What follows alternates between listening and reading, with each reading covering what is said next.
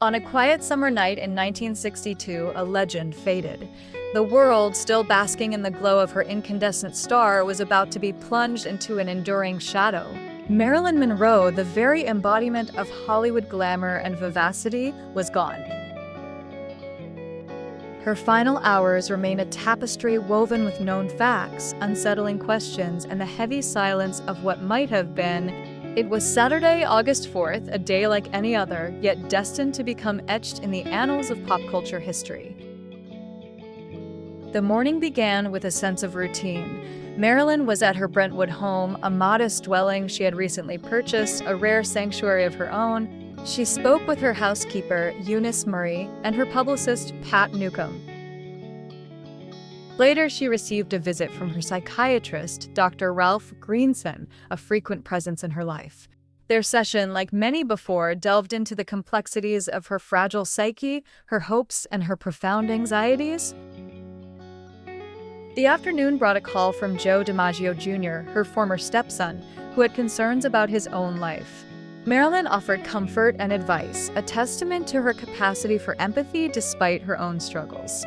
She seemed, to those who spoke with her, coherent and engaged. As dusk settled, the narrative becomes more fragmented, more open to interpretation. Dr. Greenson departed, leaving Marilyn in the care of Eunice Murray. The evening hours were punctuated by phone calls, some confirmed, others rumored. One call was to Peter Lawford, brother-in-law to President John F. Kennedy, discussing a party she might attend. Another, reportedly, was to Joe DiMaggio, her former husband, with whom she shared a complicated yet enduring bond. The details of these conversations, their tone and content, have been endlessly scrutinized. Were they ordinary exchanges, or did they hint at a deeper distress, a final plea for connection? The answers remain elusive. The early hours of Sunday, August 5th, brought the chilling discovery.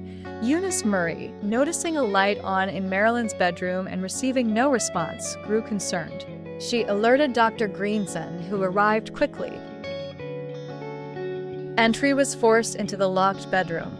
There, Marilyn Monroe lay, unresponsive, a telephone clutched in her hand. The scene was one of profound stillness, a stark contrast to the vibrant life she had always projected.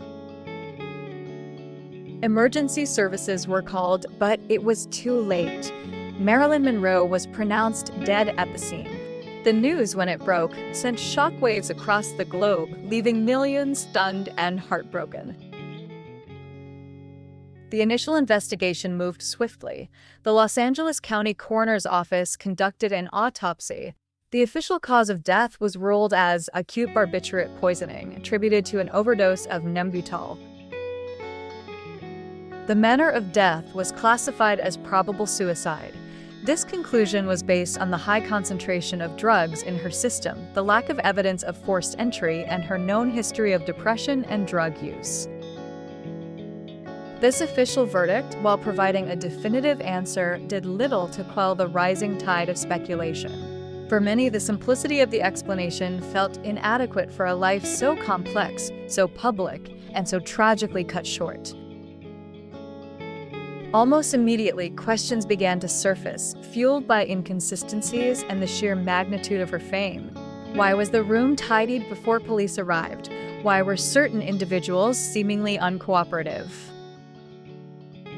The involvement of powerful political figures, particularly the Kennedy brothers, became a central point of contention. Rumors of affairs, of secret diaries, and of a potential cover-up began to circulate, weaving a tangled web of intrigue. Conspiracy theories proliferated, suggesting everything from accidental overdose to deliberate murder. Each new book, each new documentary sought to unearth a hidden truth, to peel back the layers of official silence. Decades have passed since that fateful night, yet the circumstances surrounding Marilyn Monroe's death continue to captivate and confound. The official narrative remains, but the shadows of doubt persist.